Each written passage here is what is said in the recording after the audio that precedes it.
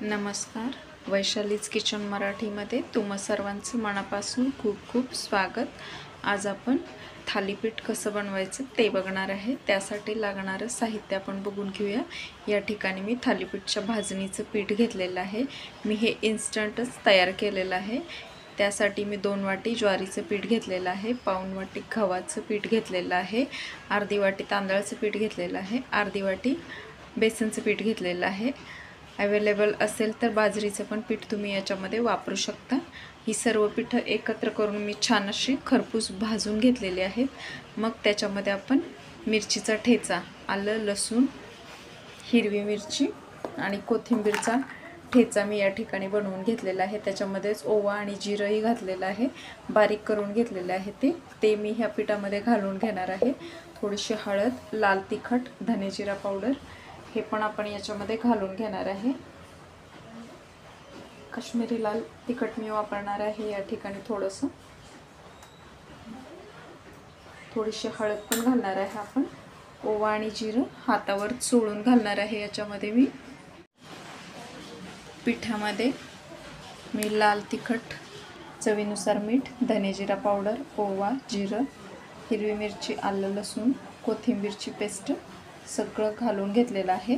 आता हे छान हाताने मिक्स करून घेऊया पहिले आणि त्याच्यानंतर पाणी घालून भाकरीचं पीठ ज्याप्रमाणे आपण मळतो ना तसंच मळायचं. जास्त घट्टही नाही आणि पातळही नाही मळायचं पीठ हे. ह्या पिठामध्ये सगळं मिक्स झाल्यानंतर पीठ मळून घेऊया. मग आपण लगेचच थालीपीठ बनवायला पण घेणार आहे. थालीपीठ नॅपकिनवर किंवा प्लास्टिकच्या पेपरवर पण तुम्ही थापू शकता, पण मी नॅपकिनवरच बनवून घेणार आहे थालीपीठ. पिठामध्ये आता पाणी घालून आपण छान असं मळून घेऊया पीठ.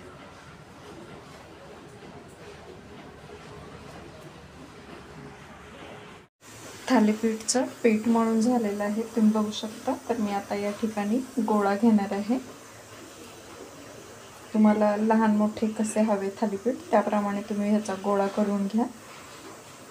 पाणी पण लागणार आहे आपल्याला या ठिकाणी. पोळपाटवर मी नॅपकिन भिजवून घेतलेलं आहे.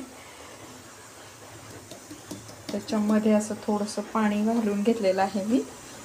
आणि आता आपण हाताने हे थालीपीठ थापून घेणार आहे. तवा गरम करण्यासाठी पण ठेवून दिलेला आहे मी. थालीपीठ आपलं थापून झालं की तव्यावर तेल थोडंसं घालणार आहे आपण आणि नॅपकिनसह तसंच आपण तव्यावर घालून घेणार आहे. मग थोडा पाण्याचा हात घेऊन नॅपकिन आपण थालीपीठपासून बाजूला काढून घेणार आहे. छान असं पातळ, तुम्हाला जेवढं हवं आहे तेवढं तुम्ही पातळ याला करू शकता. वरतून कांदा तुम्हाला घालायचा असेल, कोथिंबीर बारीक चिरलेली, तरी पण आपण घालू शकतो. थालीपीठ मी छान असं पातळ थापून घेतलेलं आहे. त्याला असे होल पण बोटांनी करून घेतलेले आहेत. कांदा पण घातलेला आहे वरतून. नंतर थोडंसं थापून घेतलेलं आहे. तव्यामध्ये तेल गरम करण्यासाठी टाकलेलं आहे. थालीपीठ मी तव्यावर घालून घेतलेलं आहे, तुम्ही बघू शकता.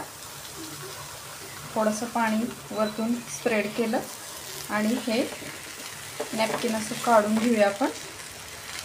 छान निघालं की नाही आपलं नॅपकिन याच्यापासून. आता थोडं होऊन देणार आहे, मग आपण याला पलटी करून घेणार आहे.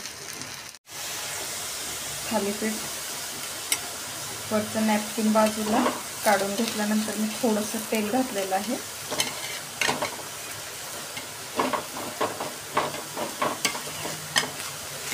आणि आपण आता याला पलटी करून घेणार आहे.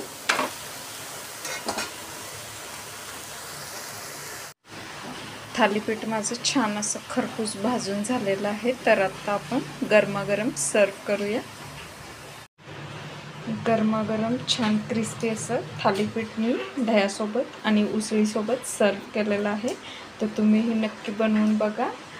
ही थालीपीठची रेसिपी एकदम सोप्या पद्धतीने मी दाखवलेली आहे इथे. रेसिपी आवडली असेल तर लाईक, शेअर, कमेंट आणि सबस्क्राईब करायला विसरू नका. सोबतच बेल आयकॉनही प्रेस करा, म्हणजे तुम्हाला माझ्या नवनवीन रेसिपीज बघायला मिळतील. तोपर्यंत खात राहा.